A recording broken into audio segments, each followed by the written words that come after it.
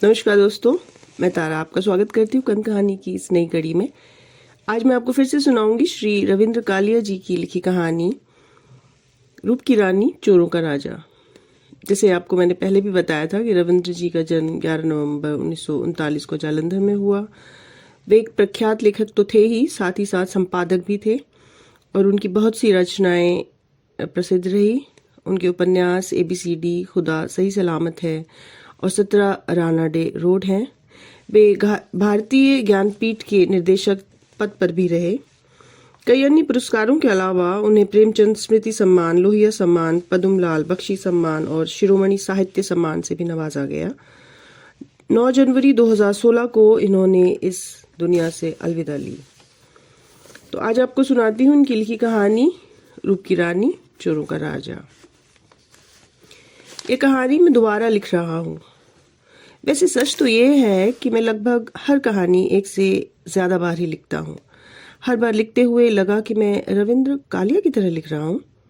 किसी दूसरे कथाकार को ऐसा लगता तो वह परेशान होता। मैं तो खामखा परेशान हो रहा हूँ। मैं रविंद्र कालिया की तरह नहीं लिखूंगा तो क्या ममता कालिया की तरह लिखूंगा? आप मेरे पाठक हैं, मेरी छटपटाहट को समझने की कोशिश कीजिए। मेरी इस व्याकुलता का अर्थ यह मत निकालिए कि मैं कोई तीर मारने जा रहा हूँ। मेरी अपनी सीमाएं हैं। आप तो जानते ही हैं मैं कभी अच्छा तीरंदाज नहीं रहा। इसे संयोग ही कहा जाएगा कि कहानी अभी शुरू भी नहीं हुई और आपसे रिश्ता कायम हो गया और अब मैं कहानी के बीच बीच में आपसे संवाद करता रहूंगा। दरअसल टीवी ने मेरी आदत खराब कर दी है। कोई भी कार्यक्रम बिना रुकावट देखने की आदत नहीं रही। आप मन लगाकर कोई धारावाहिक देख रहे हैं कि बीच में अचानक विज्ञापन या प्रोमो थोप दिए जाते हैं। दर्शक भी अब इसके अभ्यस्त हो चुके हैं। शायद दर्शकों को राहत देने के लिए ही फिल्म में इंटरवल की व्यवस्था रहती है। उपन्यास को कई अध्यायों में विभाजित कर दिया जाता है। मगर कहानी एक ऐसी विधा है जो एक बार शुरू हुई तो अंत तक पहुंच कर ही दम लेती है। जहन में अचानक एक ख्याल गुजरा कि पिक्चर के दौरान थिएटर में शायद इसलिए मूंगफली वेफर्स बिकते रहते हैं। आप मेरी कहानी पढ़ने जा रहे हैं, मैं आपकी सुख सुविधाओं का ध्यान रखूंगा। आप चाहेंगे तो बीच बीच में चाय नाश्ते का भी प्रबंध करता रहूंगा। तो ये कहानी एडवोकेट दिवाकर के घर की है। वह दिल्ली गया हुआ है। उसके पिता को दिल का दौरा पड़ा था। घर में उसकी पत्नी संध्या और 2 बच्चे हैं। बच्चों की परीक्षाएं सिर पर हैं, वरना वे लोग भी दिवाकर के साथ चले गए होते। सुबह जब संध्या की आंख खुली तो उसने देखा घर का पूरा सामान कमरों में इधर उधर बिखरा पड़ा था। खिड़कियों दरवाजों के दरवाजे भी खुले हुए थे। लग रहा था जैसे अभी अभी कोई जलजला आया हो। संध्या का कलेजा मेढक की तरह उछलने लगा। वह देर तक कमरे में हाय मेरी साड़ी, हाय मेरी शॉल जैसे शब्द बुदबुदाते हुए इधर उधर दौड़ती रही। बरामदे में जल रहे बल्ब की बीमार जर्द रोशनी कमरे की गहरी लांग आई थी। इसी अफरा तफरी में उसने कमरे में सब स्विच ऑन कर दिए और सबसे पहले बच्चों को छूकर देखा। बच्चे इस हादसे से बेखबर इत्मीनान से सो रहे थे। दूसरा ख्याल उसे दिवाकर का आया। यह सोचकर उसे बहुत खुशी हुई और हल्की सी अफसोस भी हुआ कि तमाम विरोध के बावजूद दिवाकर घर का सारा सामान बैंक के लॉकर में रखाया था। वह कहती रह गई थी कि साल दर साल लॉकर का भाड़ा भरते भरते इतनी रकम खर्च हो चुकी है कि सारा सामान फिर से खरीदा जा सकता है। दिवाकर ने उसके किसी तर्क को अहमियत नहीं दी और अपनी जिद पर अड़ा रहा। यह सोचकर उसने बहुत राहत महसूस की कि घर से न ज्यादा रकम निकली थी न ज्वेलरी। जिद करके उसने गले की चेन, कंगन और अंगूठियां रोक ली थी और अब अलमारी का सेफ उसे मुंह चिढ़ा रहा था। घर के खर्च के लिए रखे 8-10 हजार रुपए भी गायब थे। उसे ठीक ठीक नहीं मालूम दिवाकर कितनी राशि घर में छोड़ गया था। संध्या ने सबसे पहले अमरेंद्र को चोरी की सूचना दी। अमरेंद्र दिवाकर का मित्र था और इसी कॉलोनी में रहता था। डायल घुमाते हुए संध्या ने देखा दिवाकर ने डायल पर कुछ जरूरी नंबर लिख रखे थे। उनमें थाने का भी नंबर था। संध्या ने तुरंत थाने का नंबर डायल किया। उसे बहुत ही आश्चर्य हुआ कि थाना जग रहा था। थाना सिविल लाइंस, सिपाही फौजदार सिंह। उधर से आवाज आई। संध्या ने अचानक अपने को बहुत महफूज महसूस किया। बेसाख्ता उसके मुंह से निकल गया, आपने फोन उठाया, शुक्रिया। मैं 2/3 स्वराज नगर से मिसेस दिवाकर वर्मा बोल रही हूँ। हमारे यहाँ चोरी और लूटपाट हुई है। एसओ साहब से बात हो सकेगी क्या? एसओ साहब क्वार्टर पर हैं, किसी दूसरे अधिकारी से बात करा दें। मेरे अलावा कोई नहीं, आप घर पर फ़ोन कर लें।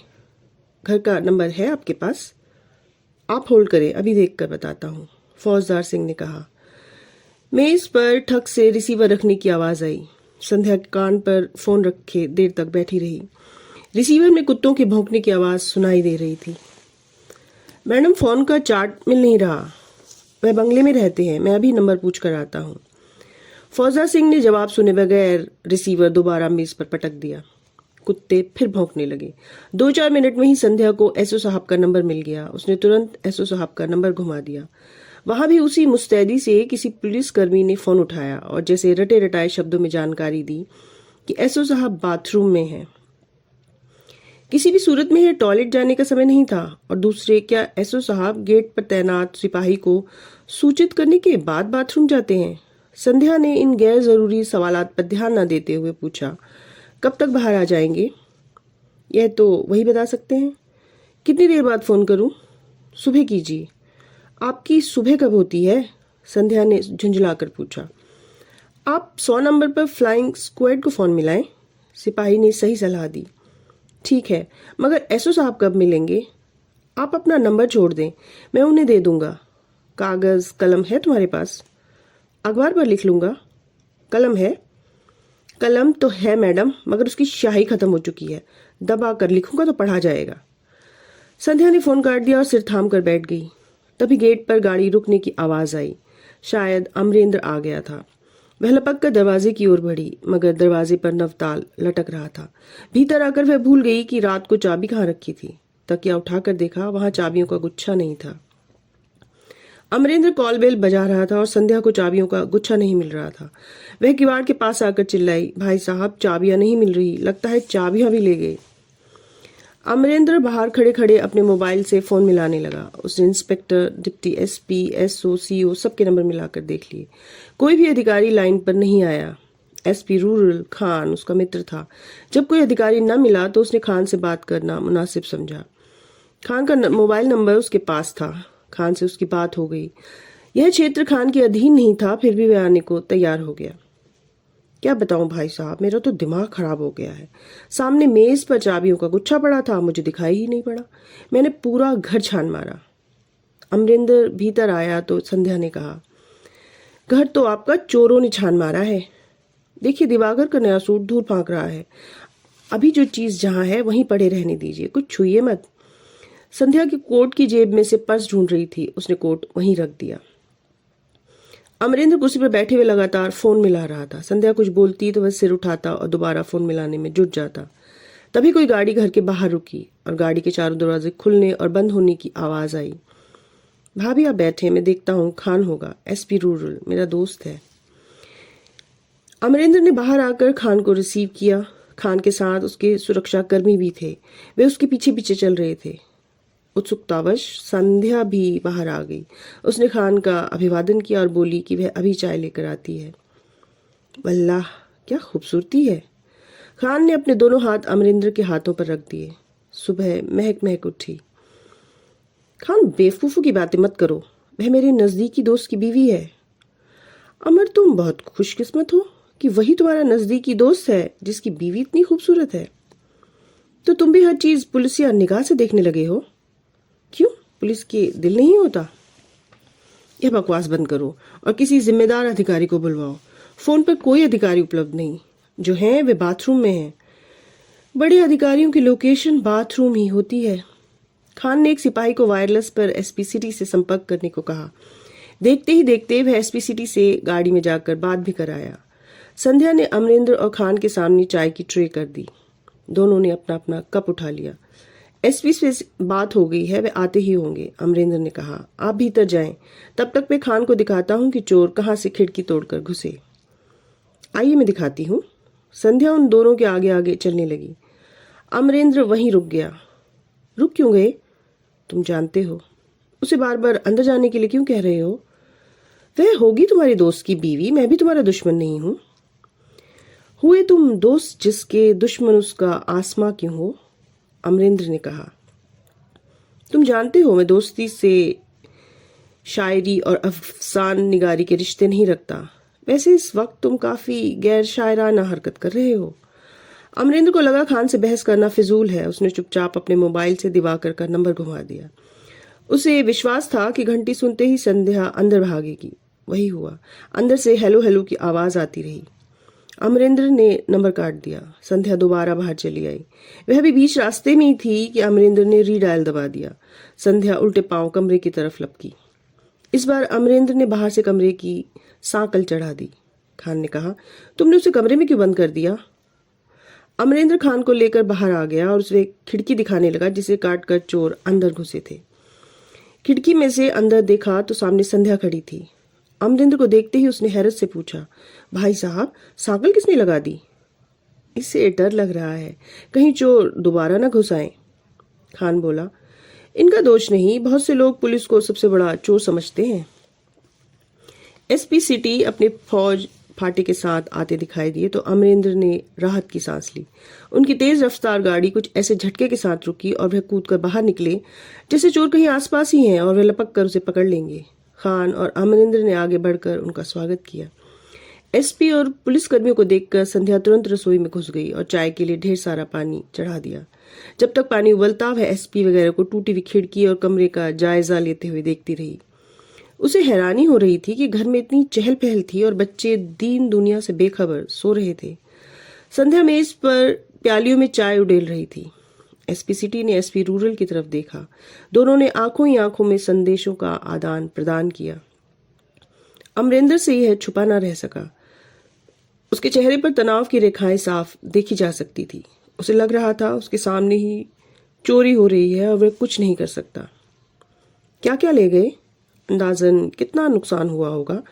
एसपी ने संध्या को सिर से पैर तक देखते हुए पूछा।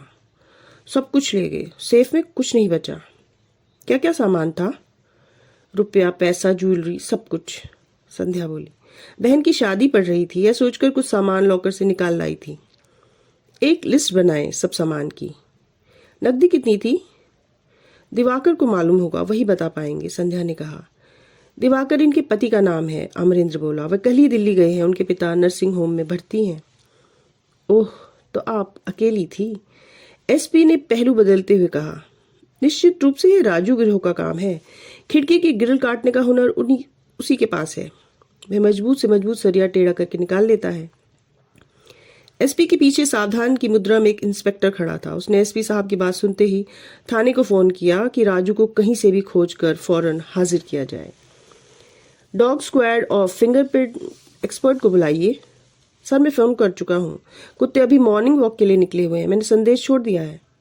और वह डफर फिंगरप्रिंट एक्सपर्ट? उसके यहाँ फोन नहीं है सर, उसे बुलाने के लिए एक सिपाही गया है। तमाम लोग मौका वारदात का जायजा लेने के लिए उठे। कमरे के अंदर फर्श पर कपड़े, लत्ते और कागजात फैले हुए थे। अलमारी और उसके अंदर के सेफ के कपाट खुले पड़े थे। थोड़े बहुत कपड़े अलमारी में दिखाई दे रहे थे, उनकी भी तहें खुली हुई थी। खिड़की की कुछ टेढ़ी मेढ़ी सलाखें खिड़की के बाहर पड़ी थी और कुछ कुबड़ी सी खिड़की में ही पड़ी रह गई थी। खिड़की के अंदर से आने जाने का एक ऐसा गोल घेरा बन गया था कि बिना किसी खरोच के बाहर से अंदर आया जा सकता था। निश्चित रूप से यह राजू गिरोह का काम है, एसपी ने एक बार फिर अपनी राय दी। सर, ध्यान सिंह राजू को लेकर पहुंच ही रहा होगा, एसओ बोला। संध्या वहीं खड़ी थी। अमरेंद्र ने देखा खान अपना बायां पैर एसपी के पैर के ऊपर रखकर दबा रहा था। अमरेंद्र जितनी बार संध्या की तरफ देखता उसका पारा चढ़ने लगता। अब तक संध्या को भीतर भेजने के सारे प्रयत्न निष्फल रहे थे। प्रिय पाठकों, कहानी के शुरू में ही मुझसे एक भूल हो गई थी। मालूम नहीं आपने उसकी तरफ ध्यान दिया या नहीं। मैंने सोचा था नायिका का नामकरण कर देना ही काफी होगा।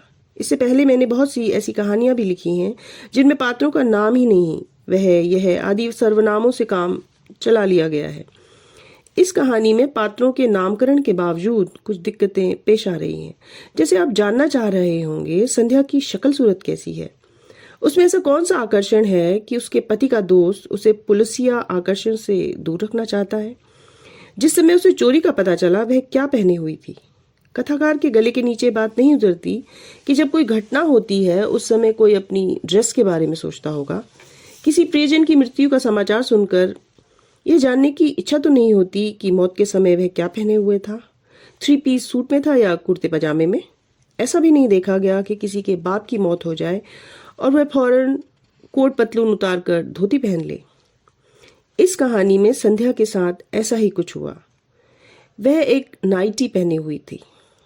बहरहाल अब जल्दी से संध्या के कपड़े बदलवाने का इंतजाम करता हूँ, क्योंकि जब तक संध्या कपड़े नहीं बदलेगी कहानी यूं ही ताक झांक करती रहेगी। तो दोस्तों, ये रूप की रानी चोरों के राजा का भाग 1 था। इसका अगला भाग जल्द ही लेकर आऊंगी। तब तक के लिए धन्यवाद। नमस्कार।